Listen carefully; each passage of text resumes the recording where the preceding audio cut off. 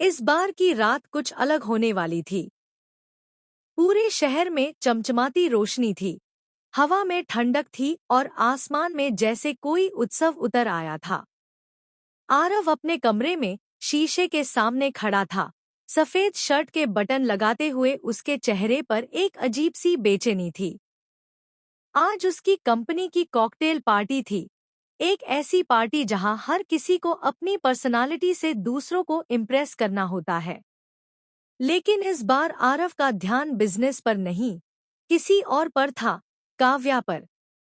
काव्या उस वक्त कमरे के कोने में बैठी थी, हाथ में कॉफी का कप और मन में सवालों का तूफान। आरव ने मुस्कुराते हुए कहा, काव्या, इस बार तुम भी मेरे साथ चलो पार्टी में। सबको बताना चाहता हूँ कि मेरी वाइफ कितनी खूबसूरत है। काव्या ने नजरें झुका ली। पर आरव, वहाँ सब वेस्टर्न कपड़े पहनते हैं।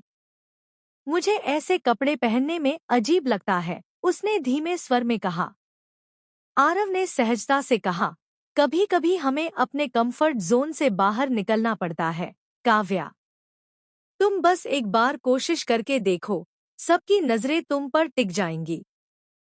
काव्या का दिल धड़कने लगा। उसने कभी ऐसे कपड़े नहीं पहने थे।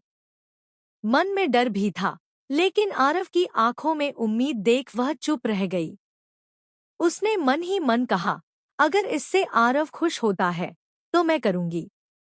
दिन ढल चुका था। काव्या ने खुद को तैयार किया।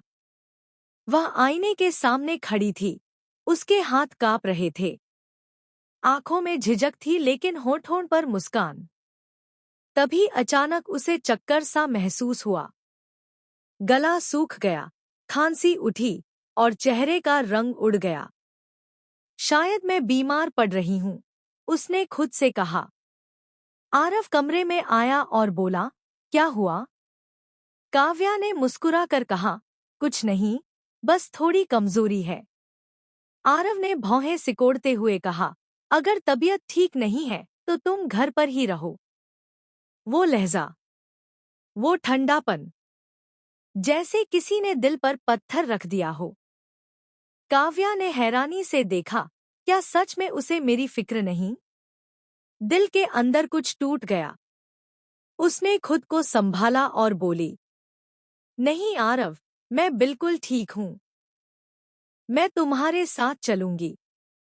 उसकी ये बात सुनकर आरव कुछ पल के लिए चुप रह गया, लेकिन फिर वो भी कुछ बोले बिना दरवाजे की तरफ बढ़ गया।